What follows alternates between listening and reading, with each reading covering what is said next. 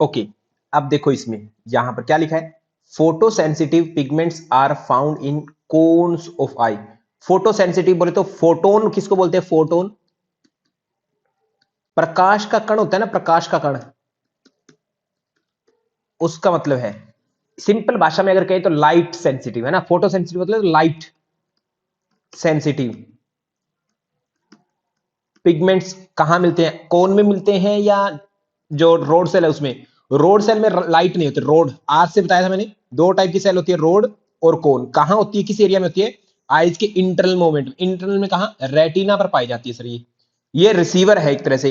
Road जो है रात के लिए जानी जाती है, अंधेरा डार्क कह देंगे हम, ठीक है। कोन जो है कलर के लिए जानी जाती है, सी से कलर, और कलर डेफिनेटली आपको दिन में दिखता है, लाइट में दिखता है, यानी कि ना प्रकाश में दिखता है। सिंपल पाए जाते हैं क्या, 100% सर, ए को कोई गलत नहीं कह सकता, ए 100% सही है। अगर आपने आइज वाली चीज को पढ़ा है ना अशोक जी, तो आपको पता ही है, नहीं तो फिर दिक्कत हो जाएगा, है ना, दिक्कत हो जाएगी। ओके, नेक्स्ट लाइन आर की बात करते हैं। अब देखो इतने पर आपके एलिमिनेट करते पहले ना, हम एलिमिनेट करना भी हमें सीखना है, एलिमिनेट करना एक कला है ना, हर कोई नहीं कर सकता। तो ए राइट हो गया, ए राइट है तो क्या उत्तर नहीं हो सकता सर, ये चौथा ऑप्शन जहां पर ए को गलत बताया है ये नहीं हो सकता, 4 नंबर ही हो सकता। और कौन सा है सर नहीं हो सकता, और तो लगभग तीनों में आपको ए को सही बता रखे, कहीं गलत नहीं बताया, ठीक है आगे पढ़ते हैं। The sensation of different colors are not produced by various combination of three types of cones and their photopigments। कहते जो पिगमेंट है वो इनसे नहीं पैदा हो रहा, इन्हीं से पैदा हो। थ्री टाइप्स कोन का मतलब क्या है, एक जो होती है आपकी रेड कलर वाली, ठीक है, एक ग्रीन, एक ब्लू, ठीक है, ऐसे आरजीबी, तीन वर्ड सुने होंगे आपने। तो इनको क्या करते हैं, आरजीबी, ठीक है, इन्हीं को बोलते हैं थ्री, तीन कलर, इनका नाम होता है three primary colour, primary colours बोलते होते हैं इनको, प्राइमरी कलर, ठीक है, प्राइमरी कलर। ओके, नाम सुना होगा। इन तीनों का कॉम्बिनेशन जो है, इन तीनों का कॉम्बिनेशन डिफरेंट डिफरेंट कलर बनाता है। तो ये पिगमेंट्स हमारी सेल होती है ना, ये तीनों कलर से अलग अलग, तीनों से बनी होती है, अलग तीन टाइप की सेल होती है, कौन सेल, कुछ में रेड पिगमेंट्स होते हैं, कुछ में ग्रीन, कुछ में ये ब्लू, ठीक है। ओके, आरजीबी, हालांकि कलर में आपका येलो वर्ड भी आ जाता है नॉर्मली, ठीक है, प्राइमरी कलर में, बट येलो नहीं है, यहाँ पर ग्रीन है।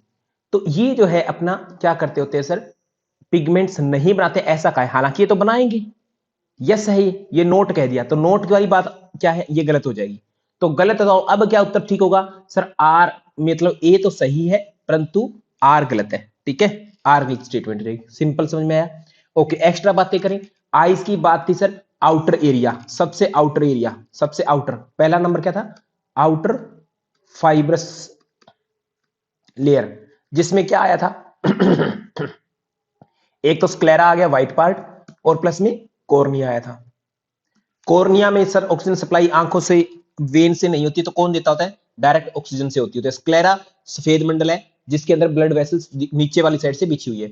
सेकंड पार्ट कौन सा होता है, वेस्कुलर, मिडल वेस्कुलर, वेसल्स वाला पार्ट, इसमें एक वर्ड आता है कोरोइड, कोरोइड आता है, आयरिस इसमें आता है, आयरिस, ठीक है, इसी में सारी चीजें आती होती है, लेंस वगैरह।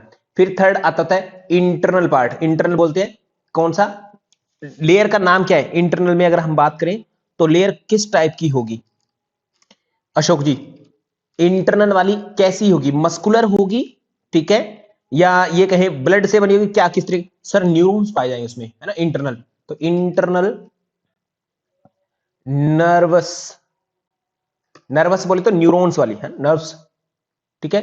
ओके, लेयर होगी जिसमें मुख्य भूमिका किसकी है, रेटिना की है सर, रेटिना पाया जाएगा जिसमें, और उसी रेटिना पर ही आपकी ये सेल्स जो है सारी सारी, कौन सेल या जो रोड सेल है, वो सारी सारी उसी जगह पर पाई जाएगी, कहीं और तो नहीं मिल सकती अपने को, ठीक है जी। ओके, अब ये तीन होगी। अब मुझे ये जानना है आप लोगों से कि सर आईज के अंदर एक ऐसा पार्ट बताया था जिसमें कहते सबसे ज्यादा, रेटिना का वो भाग है जिसमें सबसे ज्यादा सेल्स पाई जा रही है, रेटिना पर, रेटिना पर ना, मोस्टली कोन सेल या रोड सेल सबसे ज्यादा पाई जाएंगे आपकी, वो कौन सा जगह होगा, उस जगह को क्या बोलेंगे, जगह का नाम पूछ रहा हूं, रेटिना पर सबसे ज्यादा पाई जाएंगी। गीता मिश्रा मैम होंगे या साक्षी बता दी, ब्लैक स्पॉट वर्ड यूज किया था आपने, जो मैंने करेक्ट किया था ब्लैक नहीं है, वो कुछ और है। क्या नाम था उसका? Blind spot. Blind spot. क्या ये वो ब्लाइंड स्पॉट होगा क्या जहां पर सबसे ज्यादा सेल पाई जाएगी? सर ब्लाइंड स्पॉट वो नहीं है, सबसे ज्यादा सेल मिलेगी वो ब्लाइंड स्पॉट नहीं हो सकता। ठीक है, इसका मतलब वो क्या है? वो लुटिया है, लोटा, मैक्यूला लुटिया, लुटिया। ठीक है, लुटिया बोले तो लोटे के अंदर पानी ज्यादा है ना। एक गहरी खाई जहां पर सबसे ज्यादा जो है सेल्स पाई जा रही है, जिस सेल के कारण क्या होगा सर? सबसे ज्यादा सेल है तो वहां पर अगर प्रकाश की लाइट जाएगी तो सबसे ज्यादा रिसीव होगी, यानी लाइट के प्रति सबसे ज्यादा सेंसिटिव होती है ये। ठीक है, ओके, विजन के प्रति। इसको मैक्यूला लुटिया बोला। दूसरा नाम बता सकते हो क्या? मैक्यूला लुटिया तो अपने को पता लग गया। सेकंड नेम बना सकते हो इसका? सेकंड, सेकंड इसको हिंदी में बोलते हैं पीत बिंदु, पीत बिंदु। तो येलो स्पॉट याद है? येलो स्पॉट बोला जा सकता है। हाँ जी, बोल दो, कोई दिक्कत नहीं है। ओके सर, नेक्स्ट बोलते हैं। एक ऐसा पार्ट है जहां से नर्व्स निकल के बाहर जा रही है, ब्लड वेसल्स आदि सब बाहर जा रही है, वहां पर कोई सेल नहीं है, तो उसको क्या बोलेंगे सर? Blind spot. वो है ब्लाइंड स्पॉट, जहां पर आपको कुछ भी दिखेगा नहीं, नो सेल्स आर फाउंड, है ना, कोई भी सेल नहीं मिलेगी वहां पर, नो रोड नो कोन। ठीक है, इसका मतलब वहां पर लाइट जाएगी तो वहां पर अपने को कुछ भी नहीं दिखने वाला। बात क्लियर है? ओके, लेंस कैसा था? By convex. ठीक है, बाई कॉन्वेक्स था, सिंपल है बात। ओके, लेंस को एडजस्ट, अकोमोडेशन करने के लिए कौन सी मसल होती है? अकोमोडेट करने, लेंस को, लेंस को अकोमोडेट करने वाली, लेंस को पकड़े रखने वाली कौन सी लेयर होती है? सिलियरी, सिलियरी, सिलियरी मसल होती है। ठीक है। आगे चलते सर, नेक्स्ट क्वेश्चन आपके सामने। Vascular coat of eye is composed of, next question same eye से जुड़ा हुआ आ गया।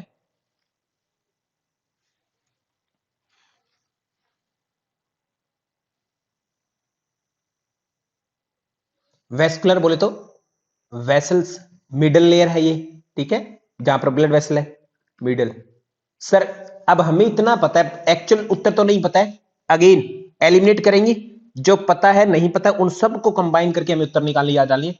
Sclera sir definitely outer layer में होता है, व्हाइट व्हाइट दिखता है, श्वेत मंडल बोलते हैं उसका, नाम ही श्वेत मंडल है। ठीक है, कोर्निया हो जाए तो वो शीशे जैसा होता है, वो सबसे ऊपर आंख पर लगाता है, जिसके कारण आंख उभरी हुई प्रतीत होती है जब आंखें बंद करते तो। ठीक है, ये शीशे जैसा होता है, शीशा जैसा। इसमें no blood supply by eyes, oxygen, हमारी बॉडी इसको ऑक्सीजन नहीं देती है, डायरेक्ट एनवायरमेंट से इसको ऑक्सीजन मिलती होती है, डोनेशन के टाइम में यही डोनेट होता है। तो ये तो आउटर लेयर में है सर, ये आउटर और फाइब्रस लेयर में है, फाइब्रस, फाइब्रस लेयर कोटिंग। ठीक है, तो ये आपका उत्तर नहीं हो सकता, ए और बी। ए बी जहां है वो कट कर दो सर, वो ऑप्शन उत्तर नहीं हो, यहां नहीं है, ए बी यहां आ गया, ए यहां आ गया। सर अब मुझे जो क्वेश्चन नहीं आता था इसके बावजूद मैंने उत्तर निकाल दिया है ना। एग्जाम में ऐसे ही होगा आपके साथ में, क्वेश्चन आते नहीं होंगे फिर भी आपको उत्तर निकालने हैं। ठीक है, वहां पर डरना नहीं है, हर चीज जरूरी नहीं कि आपने पढ़ी हो। ठीक है, सही चीजें, आप गलत चीजें भी साथ में रखते हो तो भी आपका सही काम हो जाएगा, एग्जाम तो ये कह रहा है अपना, है ना। ठीक है, समझ गए? तो इसमें क्या है, कोरोइड और आइरिस ये आ जाएंगे। इसके अलावा कुछ नाम बता सकते हो क्या आप लोग? इसके अलावा, कोरोइड आइरिस के अलावा सर सिलियरी बॉडी भी तो इसी में आ जाएगी, अगर नाम दे तो, अगर रखना ही है सिलियरी बॉडी, यानी जिससे मसल जुड़ेगी आगे जाके। आपका प्यूपिल जो एक खाली स्थान है, असल में वहां पर कुछ भी नहीं है, खाली स्थान है, वो खाली स्थान रेटिना पर डायरेक्ट लाइट जाएगी, वो भी तो इसी का पार्ट हो जाएगा अगर करना है तो। अदरवाइज उसको नॉर्मली देखो, जब सब्जेक्टिव स्टडी करते तो नहीं है, बट आपको नाम देना है तीनों लेयर में से एक में से, तो ये तीनों में से इसमें काउंट होगा फिर मिडल के अंदर।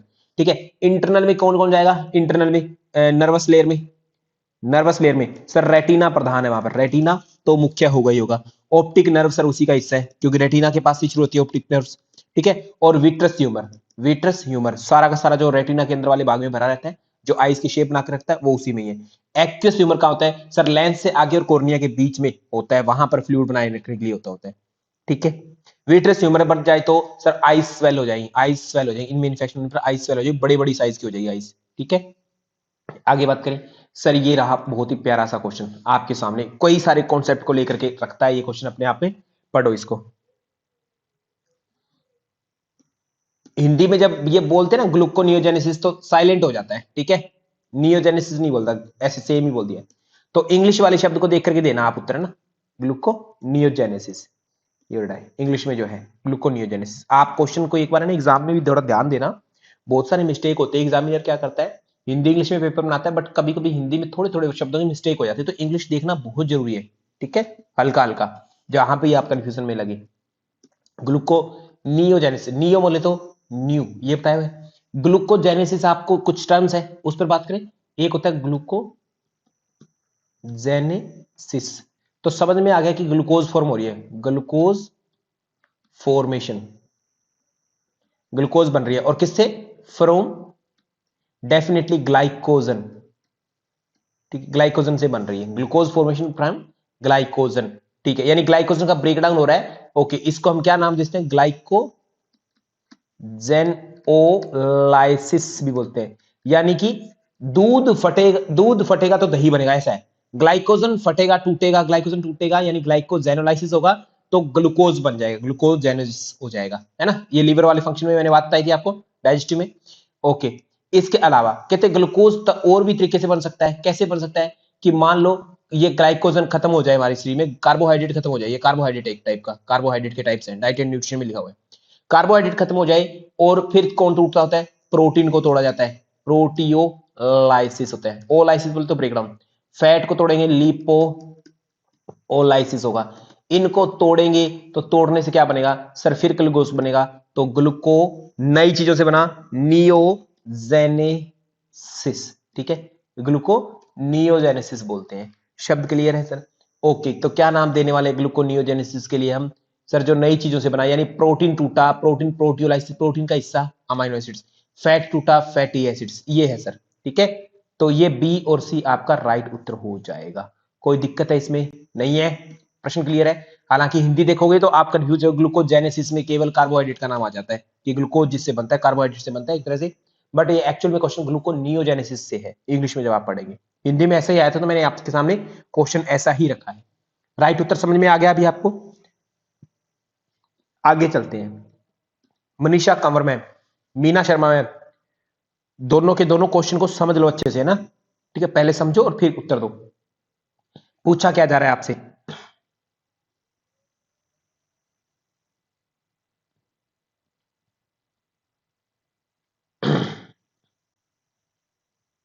ओके।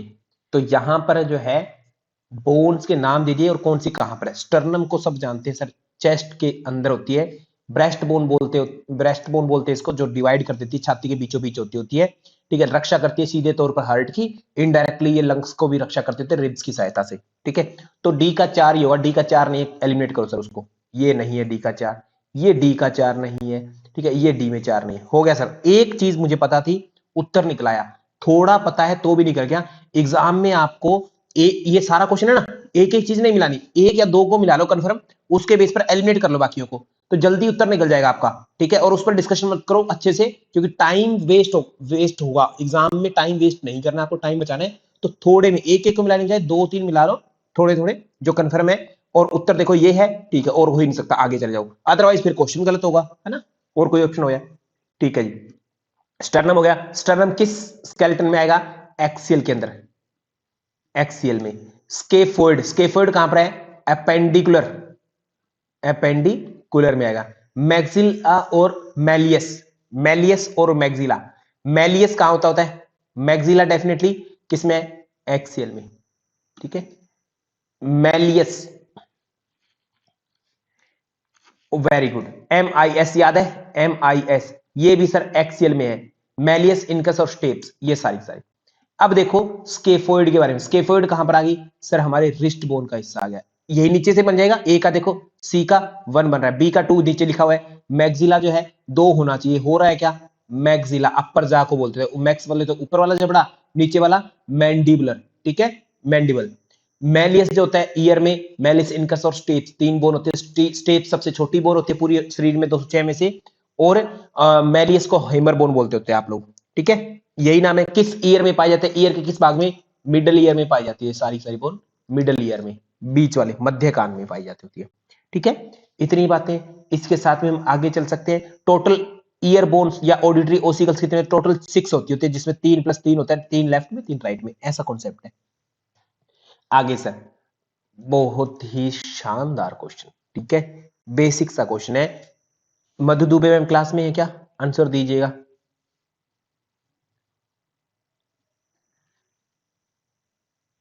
कर्मी हंसदा मैम, कैलाश सत्ती जी, डॉक्टर कैलाश सत्ती जी, पूनम सिंह जी, जानवी जी, हरमन अरोड़ा जी, मोमिता मसाला मैम, दिव्या लक्ष्मी जी।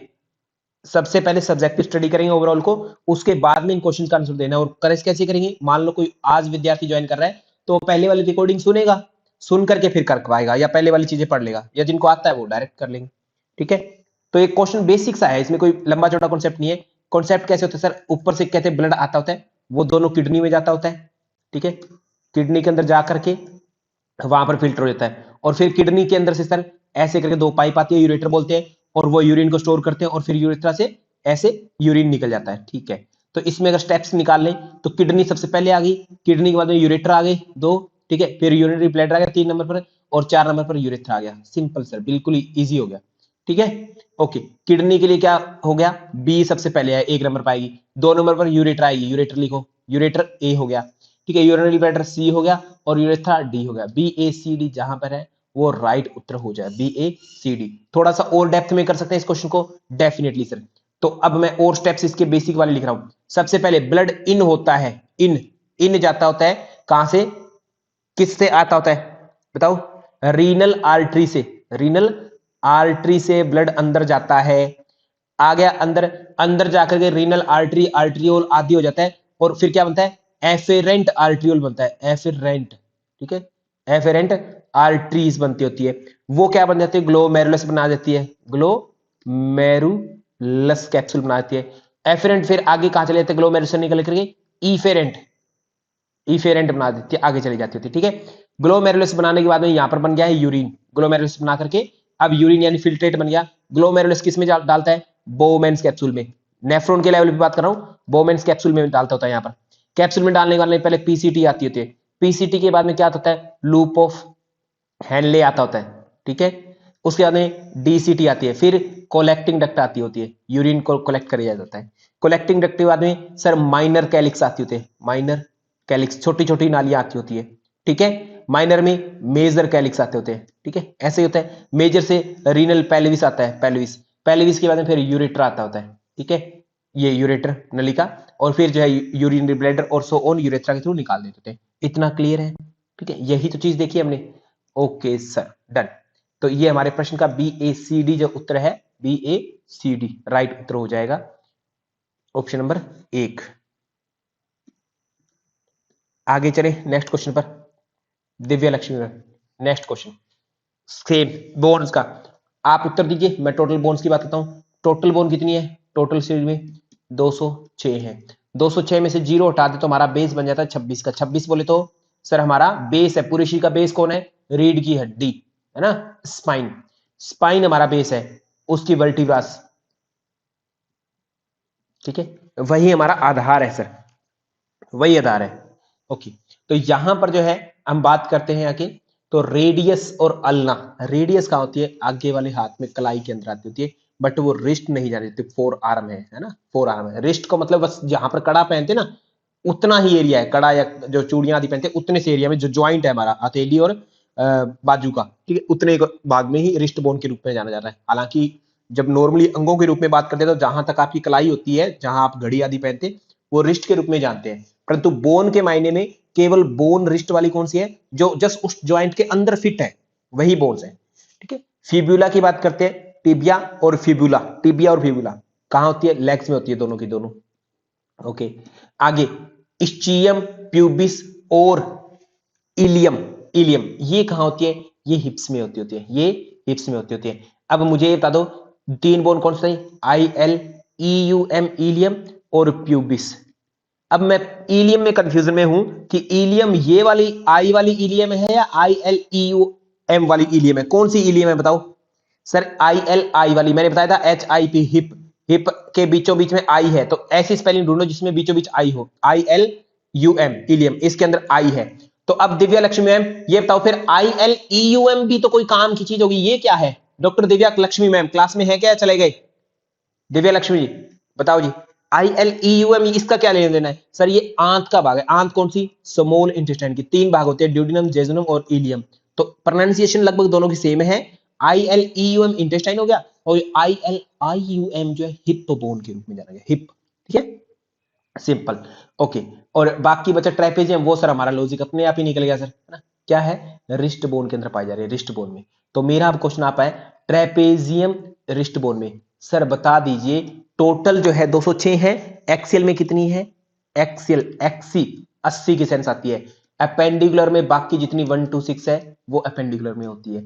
यहां पर अगर हम बात करें तो रेडियस वगैरह सब होगी। इनमें से जो नाम जानने की जरूरत है, एक तो हिप बोन किन 3 बोनों से बनी है, इस्चियम, इलियम, ILIUM वाले से, है ना, IUM, EUM नहीं, IUM से, ठीक है, उससे बनी है हिप में। और प्यूबिस, इन 3 बोन थी बचपन में अलग अलग, इन तीनों से मिलकर के एक बोन बन गई हमारी, जिसको कोक्सल बोन, हिप बोन या इनोमिनेट बोन बोलते हैं। रिस्ट की बात करें कलाई की, तो कलाई में रिस्ट बोन टोटल एक हाथ में कितनी होती है, एक हाथ में रिस्ट बोन कितनी होती है, रिस्ट बोन सर 8 होती है। क्या बोलते हैं उनको, रिस्ट बोन का नाम, रिस्ट बोन को क्या बोलते होते हैं, कार्पल्स बोलते हैं, क्योंकि यहां से कार चलाते हैं ना, कार्पल्स यहां होती है। ठीक है, फॉर्मूला को याद है sir, sky looks too pretty, try to catch, CATCH catch him, ऐसे करके हमने ट्रिक बना ली सर। तो स्काई से स्केफोइड हो गया, लुक्स एल से ल्यूनेट हो गया, टू से आप कोई भी ट्राइक्वेटर में जो भी ट्रेपेजियम आदि याद करना है, ट्रेपेजियम हो गया। ठीक है, पी से प्रीटी से पीसी फॉर्म हो गया, पीसी फॉर्म, ट्राई से ट्राइक्वेट्रम हो गया, टू से क्या हो गया, ट्रेपेजोइड हो गया, ट्रेपेजियम ट्रेपेजोइड, ट्रेपेजोइड, ठीक है, 3 टी के नाम से। कैसे कैपिटेट हो गया, हिम से हेमीट हो गया। ठीक है, ये 8 बोन हो गई आपकी। 8 एक हाथ में कार्पल्स है, दूसरे हाथ में भी 8 है, टोटल कार्पल्स की संख्या 16 है। टार्सल्स कितने हैं, टार्सल भी स्मॉल बोन में आते हैं, कितने हो गए सर 14, 7 + 7 होते हैं टार्सल, एक पैर में 7, दूसरे पैर में भी 7, ठीक है, तो 14 होते हैं। इस प्रकार से हम कह सकते हैं कि 30 बोन के आसपास हमारी छोटी बोन है, अगर पटेला को मिला दे। बट पटेला घट गई, ठीक है, यहां पर देखो पटेला को मिला देते कभी कभी पटेला, तो उसके साथ में कितनी हो जाती होती है, पटेला भी छोटी बोन में आ जाती होती है। ठीक है, ओके, तो ऐसे 32 कर लेते हैं, परंतु उसको हटा दें हम तो कितनी बच गई, 14 और 16 30 बच गई। इनमें से भी अगर एक पीसी फॉर्म को हटा दें, पीसी फॉर्म एक लेफ्ट हैंड में भी है, राइट में भी है, 2 घट गई बोन, तो कितनी बच गई 28। तो इसका आंसर स्मॉल बोन जो है आप संख्या में कभी कभी 28 पढ़ेंगे, है ना, 28, कहीं 30 कहीं 32। तो कॉन्सेप्ट क्या है ये मैंने क्लियर कर दिया है। ओके, तो रिस्ट बोन या टार्सल और कार्पल्स दोनों के दोनों स्मॉल बोन के अंदर काउंट होते हैं, सिंपल याद रखना, स्मॉल बोन में। तो अब अपना प्रश्न का उत्तर, फिबुला सी का 4 ही होना चाहिए, जहां पर सी का 4 नहीं है वो कैंसल। ठीक है, ए का 3 होना चाहिए, ए का 3, सी का 4, और बी का जो है 1 होना चाहिए। ऑप्शन नंबर ये राइट हो जाएगा। ठीक है, मतलब 3 नंबर ऑप्शन अपना राइट हो गया। क्लियर है, आगे चले। ये रहा सर क्वेश्चन, गहराई वाला क्वेश्चन है, करिएगा। Doctor Manisha Kanwar ma'am, answer निकल रहे हैं क्या आपके सारे प्रश्नों के। कौन सी ग्लैंड है जिसको स्टेनसंस डक्ट, है ना, आगे कैरी करती होती है। तो अब सिंपल है, ये है कहां से, डाइजेस्टिव सिस्टम से, सलाइवा पैदा होता है सलाइवरी ग्लैंड से, और ये ग्लैंड होती हैं 3 पेयर, 3 पेयर, और क्या होता है 3 पेयर में हमारा ऑडिटरी ओसिकल्स भी होते हैं, ऑडिटरी ओसिकल्स। ठीक है, बोले तो कान, कान की हड्डियों को बोलते हैं auditory ossicles. Salivary gland 3 pair है सर, 3 जोड़ी है। क्या क्या नाम है सभी का सर, एक पैरोटिड कान के पास है जो सबसे बड़ी है, parotid gland, note duct gland. एक सब मैंडिबुलर नीचे वाले जबड़े के पास में है, सब मैंडिबुलर। एक सब लिंगुअल होती है, सब लिंगुअल जीभ के पास होती है। इनसे जुड़ी हुई है पाइपें, ये सारी क्या है, पाइप जुड़ गई तो एक्सोक्राइन नेचर की होगी, एक्सोक्राइन ग्लैंड। पैरोटिड से जुड़ी होती है स्टेनसंस डक्ट। सब मैंडिबुलर से क्या जुड़ी होती है, सब मैंडिबुलर से नीचे वाला जबड़ा, सब मैंडिबुलर से कौन सी जुड़ी होगी सर, डब्ल्यू, एम को उल्टा किया, वार्टन्स डक्ट। सब लिंगुअल, लिंगुअल बोलो जीव, डक्ट ऑफ रिविनस होती है, डक्ट ऑफ रिविनस। इनमें से एक का नाम बार्थोलिन डक्ट है, बार्थोलिन डक्ट। डक्ट है, ठीक है। बार्थोलिन ग्लैंड की जब बात करेंगे तो वो वजाइनल कैविटी के अंतर्गत होता है रिप्रोडक्टिव सिस्टम में। डक्ट जो है इनमें से एक का नाम हो गया, ठीक है। ये भी सेम मॉइस्चराइज करते थे माउथ को एक तरीके से। सलाइवा में को क्या पाया जाता है सर, एक्सोक्राइन ग्लैंड है तो पाइपें होंगी, तो इसमें टाइलिन पाया जाता है। टाइलिन क्या करता है, स्टार्च को माल्टोज एंड डेक्सट्रीन में कन्वर्ट करता है, या ये कि स्टार्च एक पॉलीसेकेराइड है, पॉलीसेकेराइड्स को डाइसेकेराइड्स में कन्वर्ट करता है। या ऐसे कहें कि भोजन का सबसे पहले पचने वाला भाग कौन सा है, कार्बोहाइड्रेट कहां से पचता है, मुंह से पचना शुरू हो जाता होता है, ठीक है, ऐसे करके। तो ये हम इतने शब्द बन सकते हैं अलग अलग। अब देखो, सपोज करो कोई बच्चा एग्जाम में चला गया और उसने नहीं पढ़ा किसी तरीके से कि स्टेनसेंस डक्ट कौन सी होती है, एलिमिनेशन कैसे करेगा। डक्ट का मतलब होता है एक्सोक्राइन ग्लैंड से ही जुड़ी होगी duct. Duct always will be related to exocrine. Exam में चला गया मनीषा कंवर मैम और आपने नहीं पता थी ये चीज, एग्जाम में आ गई इस चीज, तो सिंपल कॉमन सेंस लगाओ, एड्रिनल ग्लैंड एक एंडोक्राइन है, इसके पास डक्ट हो ही नहीं सकती। एंडोक्राइन के पास नो डक्ट, डक्टलेस है सर, ये डक्टलेस ग्लैंड। तो दो उत्तर कैंसिल। पिट्यूटरी जो है इसके पास भी डक्ट नहीं है, डक्टलेस ग्लैंड। उत्तर दो ही बच गए सर, 50-50, पेनक्रियाज और पैरोटिड। अभी भी नहीं पता पेनक्रियाज से निकलने वाली डक्ट, पेनक्रियाज एक्सोक्राइन भी है एंडोक्राइन भी है। एंडोक्राइन के रूप में नो डक्ट, एक्सोक्राइन के रूप में एसिनाई सेल होती है, वहां से कौन सी डक्ट निकलती है, पेनक्रिएटिक किट डक्ट। तो इसका मतलब ये जो पाइप है स्टेनसेंस डक्ट, ये पैरोटिड ग्लैंड से। अगर कुछ नहीं पता तो मैं कह रहा हूं, कभी कभी एग्जाम में जाओगे कुछ नहीं पता हो तो भी एलिमिनेट करके आया ना उत्तर, ठीक है। एलिमिनेशन से भी आपका आंसर निकलता होता है, याद रखना सुनील उपाध्याय जी। समझ में आ रही है आपको? ओके, ऑप्शन नंबर 3 हमारा यह राइट हो जाएगा उत्तर। आगे कर सकते हैं नेक्स्ट क्वेश्चन। ये रहा सर आपके सामने नेक्स्ट क्वेश्चन, करिए सर। अभी हमने जो चर्चा की थी वही सेम क्वेश्चन आ गया। साक्षी बता दीजिए।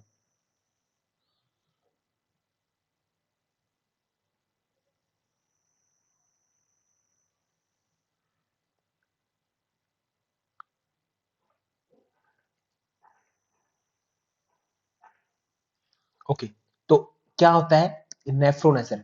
नेफ्रॉन में क्या होता है सर, नेफ्रॉन के अंदर कोई एफेरेंट आर्टरी जाती होती है, एफेरेंट, और ऐसे गुच्छा बना करके, और ईफेरेंट तो आगे चली जाती थी आर्टरी। ईफेरेंट आर्टरी है, वो वेन नहीं बनी है क्योंकि उसमें अभी तक ऑक्सीजन है, वो किसको देगी, वासा रेक्टा के माध्यम से नेफ्रॉन के आगे ट्यूबुल्स को देगी।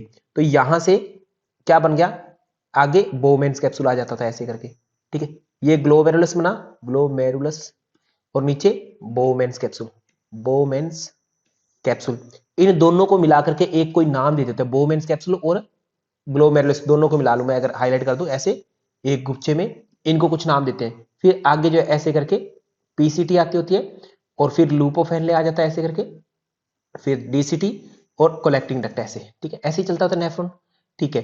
तो सबसे पहले पीसीटी पास वाली प्रोक्सिमल कन्वर्टेड ट्यूबुल्स, लूपोफेनले, फिर डीसीडी डिस्टल कन्वर्टेड ट्यूबुल्स, ठीक है, डीसीटी, और फिर कलेक्टिंग डक्ट, डक्ट, ऐसे ही तो नामकरण है, ठीक है सर। नाम दे सकते हैं इनको अब सीक्वेंस में अच्छे से। पीसीटी को इन्होंने बोला है सी, लूपोफेनले को बोला है इन्होंने डी, ग्लोमेरुलस को बोल दिया इन्होंने बी, ठीक है। और क्या दिया है और कोई नाम, डीसीटी को दिया है ए। तो बी सी डी ए, ये जो उत्तर है वो राइट हो जाएगा, ऑप्शन नंबर 4, है ना। आपने अगर नेफ्रॉन वाला पार्ट पढ़ा ना तो आप इसको बता पाएंगे। नेफ्रॉन क्या है सर, नेफ्रॉन हमारी किडनी का सबसे स्मॉलेस्ट पार्ट है, वर्किंग इकाई है, जिसको सेल बोल सकते हैं नेफ्रॉन को, ठीक है। फिल्ट्रेशन का कार्य करता होता है। इन दोनों को, बोमेन कैप्सूल और ग्लोमेरुलस को एक पैकेज में बंद करते हो, इन दोनों का नाम है मल्पीघियन बॉडी, मल्पीघियन बॉडी, ठीक है, ये नाम देते हैं, मल्पीघियन बॉडी नाम देते थे। क्लियर है क्या डॉक्टर अशोक? आगे चल सकते हैं। ऑप्शन नंबर क्या हो जाएगा हमारा राइट, ऑप्शन नंबर 4 इस प्रश्न का राइट उत्तर हो जाएगा। आगे सर नेक्स्ट क्वेश्चन, मानव शरीर में थोरेसिक वर्टिब्रा कितने होते हैं, थोरेसिक, थोरेसिक कौन से होते हैं, छाती के पीछे वाले एरिया में। हमें तो सारे वर्टिब्रा ही याद है सर, ये तो क्वेश्चन बच्चों वाला सा क्वेश्चन हो गया, बच्चों की जैसे हो गया। सी वर्टिब्रा की बात करूं मैं, सर्वाइकल से, सर्वाइकल से 7, टी से, थोरेसिक टी से 12, 12 में से 7 गए, अगली बार 5 होना चाहिए, क्या नाम आता है का, लंबर, लंबर में 5। फिर से सर सैक्रम होता है आगे, सैक्रम एस 5 के जैसा दिख रहा है, तो 5 ये होते हैं, ठीक है। फिर आता है कोक्सिस, कितनी बार सर, आप बार बार, डॉक्टर साक्षी बार बार 5 थोड़ी बोलेंगे, 4 भी बोल सकते, कम कर दो थोड़ा, ओके। इस प्रकार से 33 वर्टिब्रा हो जाती है, बट ये है चाइल्ड की, इन्फेंट की। बड़ों में ये नीचे वाली सैक्रम और कोक्सिस जुड़ जाती है तो एक हो जाती है, इस कारण से ये सैक्रम एक, कोक्सिस एक, कितनी रह जाती है? 26 वर्टिब्रा रह जाती है अडल्ट में, ठीक है, वर्टिब्रा स्पाइनल कॉर्ड की। ओके, अब नर्व्स भी तो है, नर्व्स भी याद कर लो। नर्व्स में मैंने बताया था नीचे एक ऊपर एक, मतलब एक्स्ट्रा, ये 7 और 1 8 होगी ऊपर, बाकी बीच में 12 सेम है, लंबर में 5 है, सेक्रम में 5 है। याद करने का तरीका कोई कंफ्यूजन वाला है क्या मनीषा कंवर मैम? सिर्फ नर्व्स अपने पता लगे, नर्व्स कितने टोटल? नर्व्स 31 है पेयर में, पेयर। वर्टिब्रा पेयर में नहीं है, वर्टिब्रा एक एक हड्डी है। पेयर बोले तो लेफ्ट में भी निकली राइट में भी निकली, पेयर 31 पेयर है, नोट 31, ठीक है।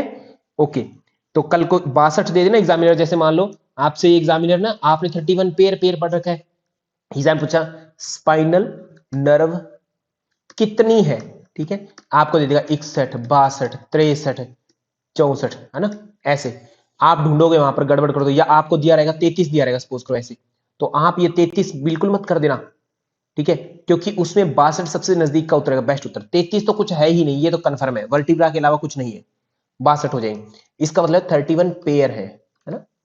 33 को मत कर टिक कर देना, 31 याद रखना। तो क्रैनियल तो पता ही होगा फिर, क्रैनियल पेयर कितनी है, क्रैनियल नर्व वो 12 पेयर है सर, है ना, 12। ओके, बात करें आगे, ऑप्शन नंबर कितना हो जाएगा? 12 thoracic vertebra, thoracic nerve same संख्या में। आगे करें, आ गया सर, बहुत ही समझदारी भरा क्वेश्चन आया है। रेणु अंतिम मैम, आपने क्रैनियल नर्व अभी तक याद क्यों नहीं की है? कोई इश्यू है क्या डॉक्टर रेणु अंतिम मैम? आपको इतनी बार कहा है कि ये सबसे इंपॉर्टेंट प्रश्न है, आपने अभी तक याद नहीं की सभी की सभी नर्व।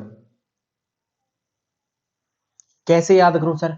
तो आ जाओ सर, एक ट्रिक बताई थी, ऊट था, ठीक है, फागवा का, ठीक है, ऐसे था ना, ऊट था फागवा का, मतलब सर पहली नर्व, दूसरी तीसरी चौथी, ठीक है, ऊट ऐसी था।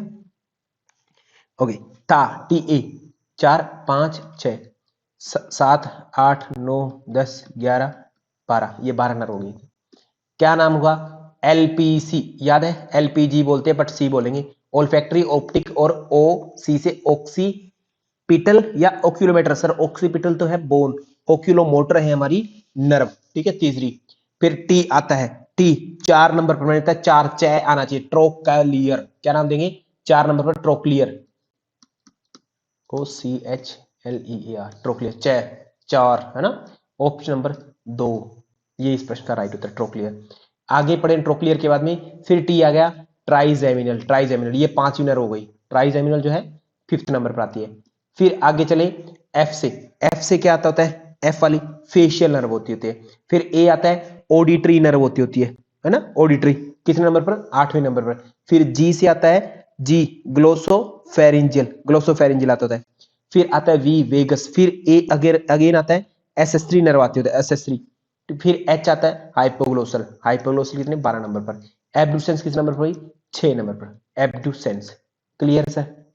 ओके, अपने प्रश्न का उत्तर ऑप्शन नंबर 2 हो जाएगा, कोई दिक्कत तो नहीं है यहाँ पर? मोक्षदा देवांगन साहब, साक्षी कटारिया जी, कुछ गलत तो नहीं बोला गया यहाँ पर? सारी नर्वों की। अब सर नर्व का दूसरा रूप मुझे जानना है, सारी सारी नर्व आपने बता दी, 1 2 3 4 5 6 7 8 9 10 11 12, कैसे याद किया? आपने कहा ऊट, ऊट था फागवा, फागवा का, ठीक है, ऐसे। ओके, तो अब ये 12 नर्व है। अब मेरा क्वेश्चन क्या है, बताओ जी इनमें से कौन सी सेंसरी है और कौन सी मोटर है, ये मेरा प्रश्न है आप लोगों से, ठीक है, बता सकते हैं कौन सी मोटर कौन सी सेंसरी है? कोई बता दो मुझे, ट्रिक बता दो, सेंसरी या नंबर याद कर लो सीधा, मोटर और बोथ, बोथ को मिक्स्ड कह सकते हैं, ठीक है। ओके, कौन सी थी, जल्दी बताओ।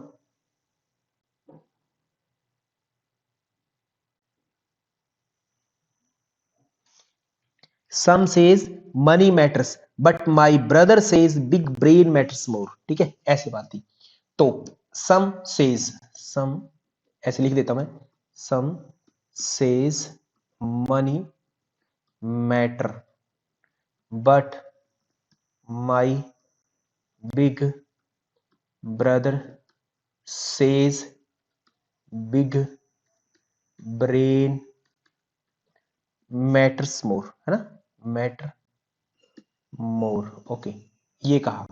तो अब इसकी अगर हम बात करें तो सेंसरी कौन कौन सी बनी, सेंसरी कौन कौन सी है, सम सेज पहली दूसरी, ठीक है, लिख सकता हूं यहां पर एक और दो, दो हो गई।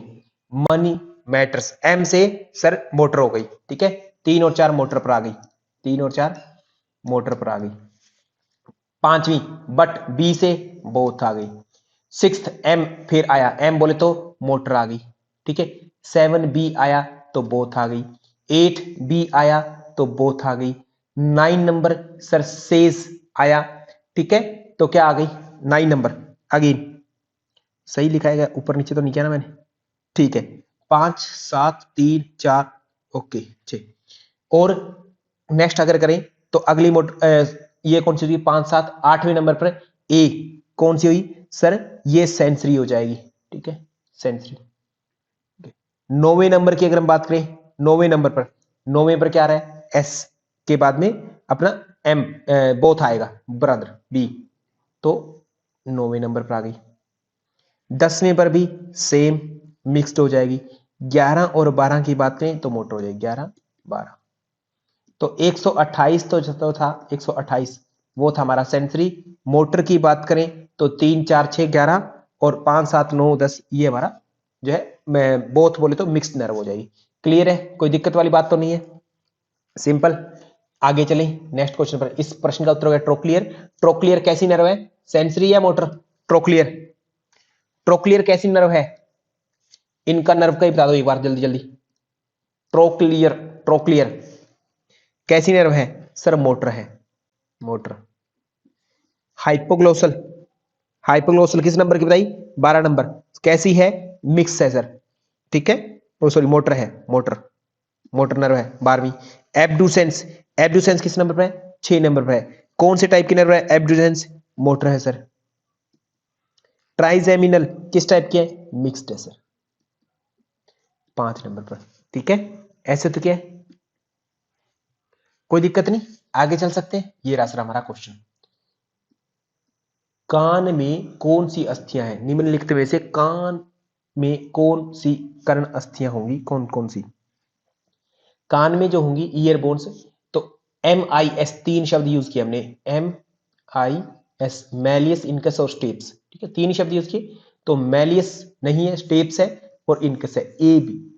ऐसे क्वेश्चन में ध्यान देना है आपको कि यहां पर ऊपर छोटा सा नोट तो नहीं लिखा है, नोट लिखा हो तो आप पढ़ लेंगे ईयरबोन और उत्तर दे देंगे ए बी और आगे चले जाएंगे, क्वेश्चन गलत हो जाएगा, ठीक है। तो आपको याद रखना है कि ये यस में पूछा जा रहा है, तो स्टेप्स और ए बी आपका राइट उत्तर होगा, ए और बी राइट उत्तर होगा, ऑप्शन नंबर 1, ठीक है, राइट हो जाएगा। इलियम की बात कर लो, इलियम कहां है फिर, ILIUM, इलियम हिप बोन का हिस्सा है, हिप बोन अकेले तो नहीं बनाती, हिप बोन में स्ट्रियम भी आता है और प्यूबिस भी आता है, ये दोनों तीनों मिलकर के 3 बोन मिलकर के आपकी क्या बनाते हैं, हिप बोन बनाते होते हैं, कोक्सल बोन इनोवेंटर बोलते हैं। स्केफोइड किसका हिस्सा है सर, रिस्ट बोन का, रिस्ट बोले तो कार्पल्स का हिस्सा है। अभी बताया था कार्पल्स में कितने 8 कार्पल्स है, 8 में कौन कौन से, sky looks too pretty, try to catch him, ये ट्रिक है, उसके अकॉर्डिंग आपको 8 के 8 नाम क्लियर होने चाहिए। आगे चलिए नेक्स्ट क्वेश्चन पर। ये रहा सर,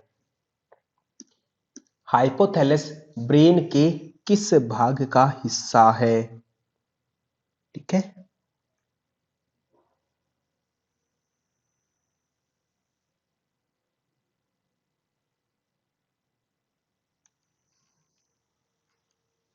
अब कैसे याद करें सर, सिंपल तो आपको पता है, थोड़ा टिपिकल कर दूं, ठीक है, गहराई में ले जा करके इस प्रकार से कहते हैं, बच्चे टाइम में इस तरीके से ट्यूब थी, सेरिब्रल ट्यूब थी हमारी, ऐसे ऐसे ट्यूब थी, उसमें सबसे आगे वाला पार्ट, ठीक है, और बीच वाला पार्ट और सबसे लास्ट वाला पार्ट, ऐसे 3 चीज थी, ठीक है। सबसे पहले को प्रो, सबसे आगे रहेगा प्रो एनसेफेलोन था, बीच का मेजन एनसेफेलोन था, मेजन एनसेफेलोन, एनसेफेलोन ब्रेन के लिए रूट वर्ड हो जाता है, और लास्ट वाला रोम्ब एनसेफेलोन, रोम्ब एनसेफेलोन, ठीक है। ओके, ऐसे था। ये आगे जाकर के टुकड़ों में बनते हैं। पहला जो है प्रो एनसेफ्लॉन वो टेली एनसेफ्लॉन में बनता है, टेली एनसेफ्लॉन, और डायन एनसेफ्लॉन, ठीक है, ये बनता है।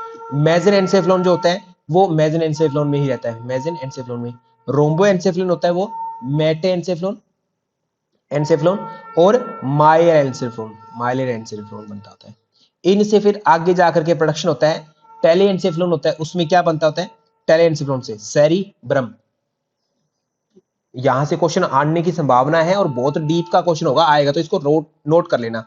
इसमें से फिर थैलेमस और हाइपोथैलेमस बनता होता है। मेजन एनसेफ्लॉन की बात करें तो उससे एम से मिड में है, वो मिड ब्रेन बनता है, ठीक है। और मेटे एनसेफ्लॉन से बात करें लास्ट में, मेटे एनसेफ्लॉन की, ठीक है, तो इससे क्या बनता है पोन्स सेरी बेलम बनता है।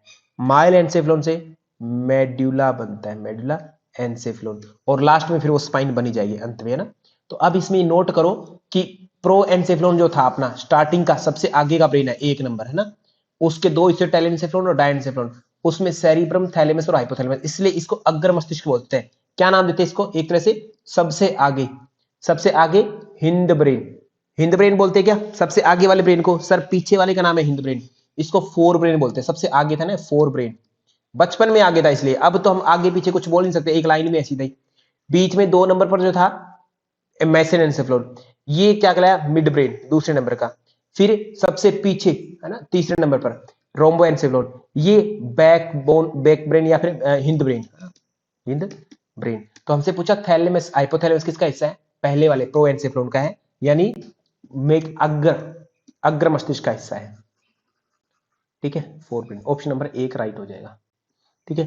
ब्रेन स्टेम की बात करें तो स्टेम में क्या आएगा, ये ब्रेन स्टेम दे दिया वैसे, गलत है, brain stem, brain STEM, brain stem का हिस्सा बता सकते हो सर, नीचे मेडुला होती है, पोन्स होता है ऊपर, फिर मिड ब्रेन होता है, ये आपके ब्रेन स्टेम के आते होते हैं, ब्रेन की जड़ के रूप में। आपसे पूछ लीजिए मिड ब्रेन, मिड ब्रेन में क्या होता है, मिड ब्रेन में सेरिबेलम जुड़ जाता है, सेरिबेलम, ठीक है। सॉरी हिंद ब्रेन में, फर्स्ट मस्तिष्क हिंद ब्रेन में सैरी बेलम होता है, पोन्स होता है, और मेडुला होता है, मेडुला, ये आपका बैक साइड पीछे वाला दिमाग होता है उसमें आता होता है। बाकी ब्रेन स्टेम में मिड पोन्स और मेडुला ये आता होता है, क्लियर। आगे next question, hormones alpha cell से क्या लेना देना है, हार्मोन्स का कौन से हार्मोन्स है कौन से नहीं है।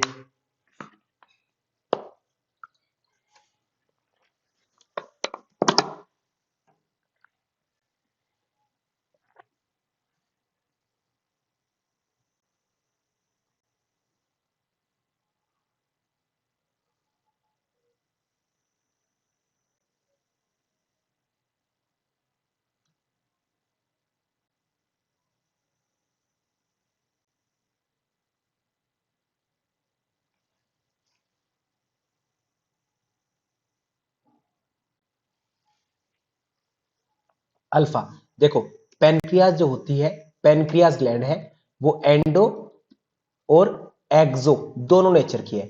एक्सो है तो वो जूस सीक्रेट करेगी पेनक्रियास डक्ट से, हार्मोन्स जस्ट एंडोक्राइन नेचर से होते हैं। एक्सो एसिनाई होती है, ठीक है, और एक्सो में आइलेट्स ऑफ लैंगरहैंस होती है, ठीक है, एंडो में, okay, islets of Langerhans.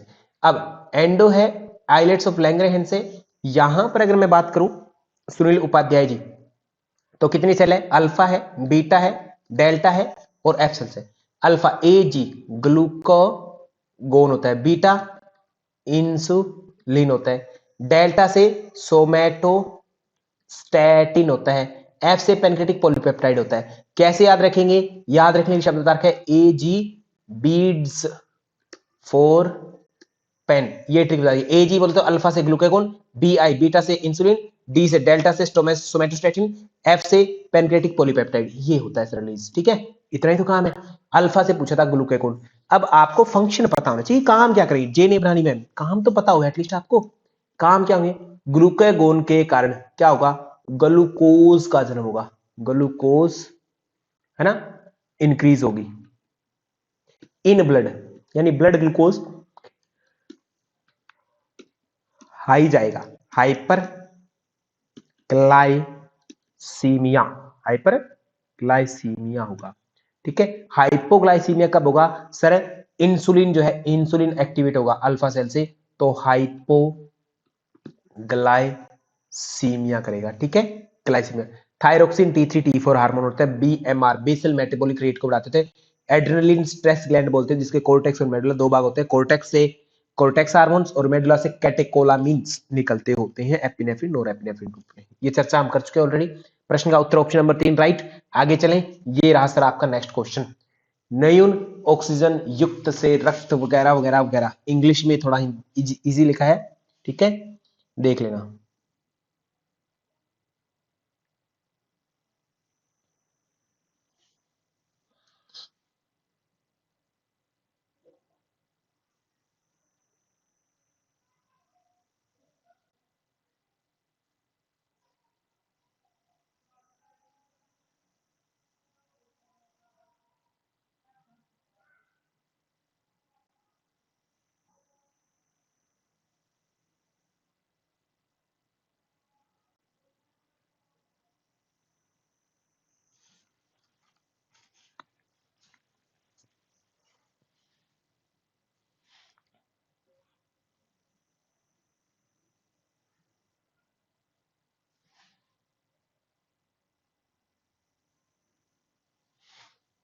Okay, deoxygenated blood हमेशा ही आर्टरी जानी जाती है ए से, आर्टरी ए से A1, A1 बोलते हैं प्योर ब्लड।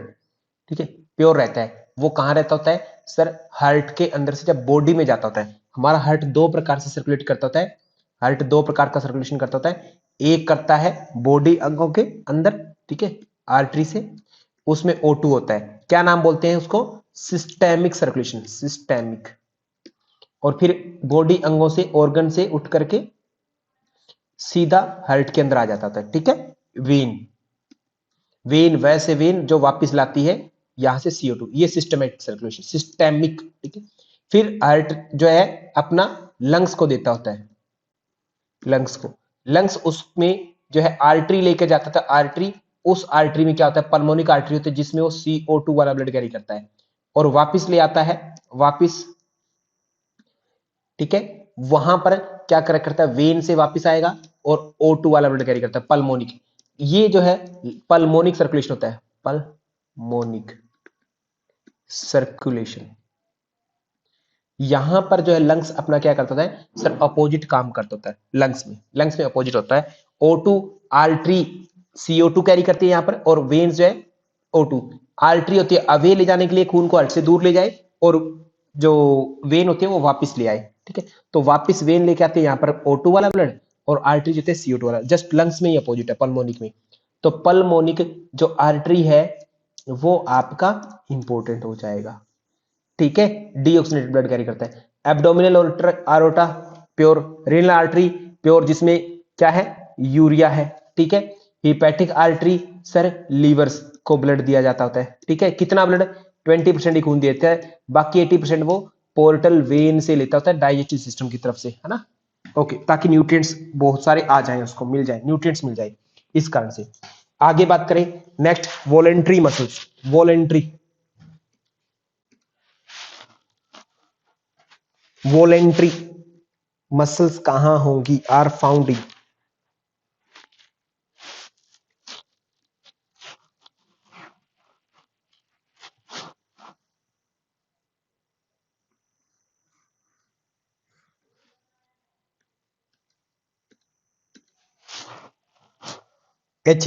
जीभ को आप अपनी इच्छा से मूवमेंट कर सकते हो। ए उत्तर होना ही चाहिए, ए जहां नहीं है वो उत्तर नहीं होगा। कट कर दो सर, ए जहां नहीं है कट कर दो।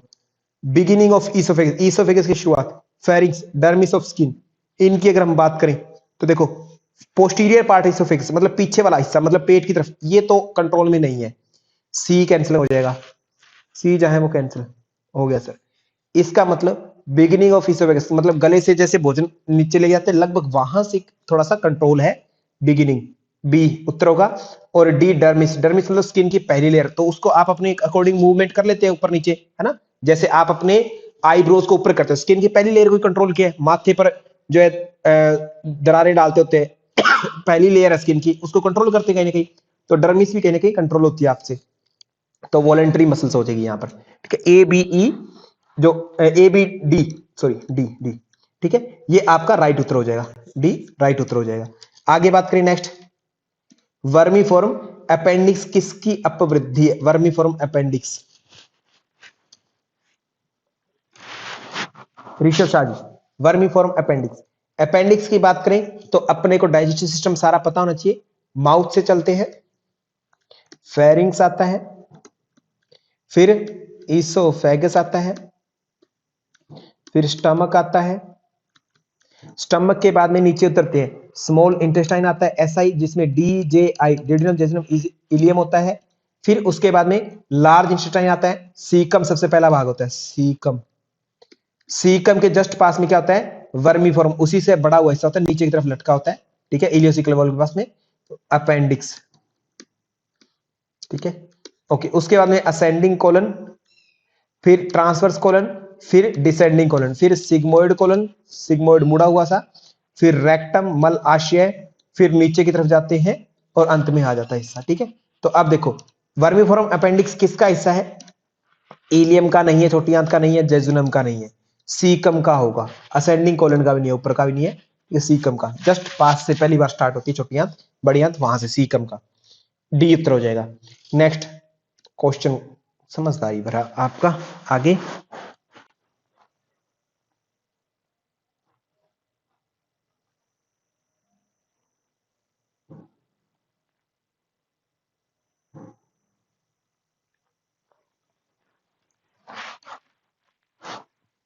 Respiratory centre.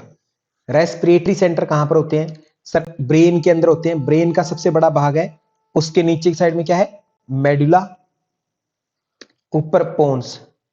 मेडुला के अंदर cardiac centre, respiratory centre, hiccup centre, sneezing centre आदि होते हैं, ठीक है, मेडुला के अंदर। ऑप्शन नंबर बी होगा ही होगा। इस बी को कंट्रोल करने, ज्यादा सांस लेना है थोड़ा सांस लेना है, तो वो पोन्स डिसाइड करता है। पोन्स में दो सेंटर होते हैं, दोनों सेंटरों का नाम, ए से addition, apneustic centre, apneustic centre, और घटाने के लिए न्यूमोटैक्सिक, न्यूमोटैक्सिक सेंटर, ये दो होते हैं, ठीक है। न्यूमोटैक्सिक कम निकालता सांस को, एपन्यूस्टिक ऐड करता, तो ज्यादा सांस लेते थे। तो ए होगा और बी होगा, ये दोनों आपके राइट उत्तर होंगे। ऑप्शन नंबर एक राइट हो गया। क्लियर है? ओके, आगे नेक्स्ट क्वेश्चन। ये क्वेश्चन देखिएगा और इसका अमाउंट भी बताना क्या क्या है ना।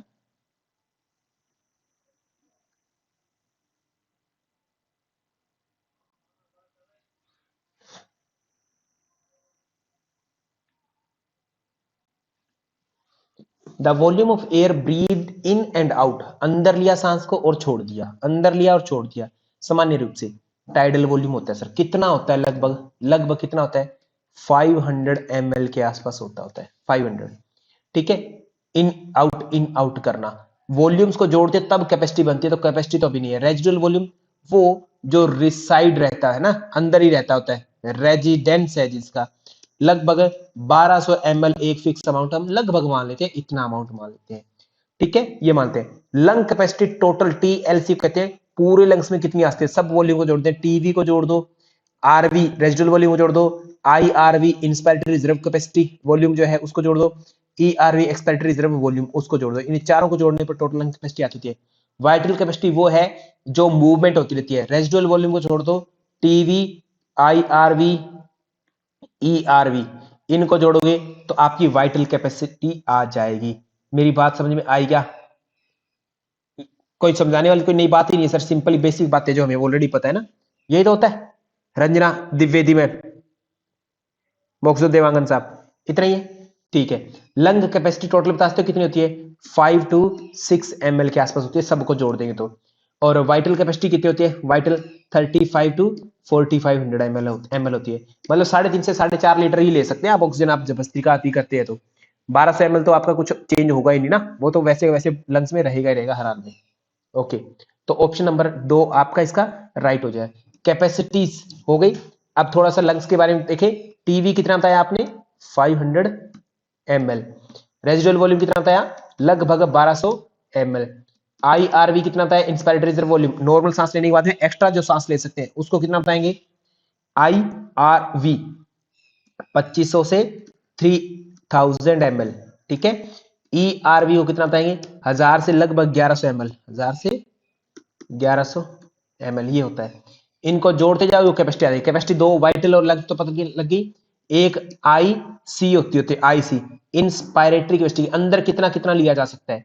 टाइडल वॉल्यूम ले सकते हैं अंदर, प्लस में 2500 3000 ले सकते हैं, मतलब ये 3 से 3.5 ml के आसपास होगी, ठीक है, 3500 के ml के आसपास होगी इंस्पायरेटरी कैपेसिटी, ठीक है। और IEC होती है एक्सपायरेटरी कैपेसिटी, वो कितनी होती है, वो निकालने वाली। निकाल सकते हो टीवी को, प्लस में ERV निकाल सकते हो चाहो तो।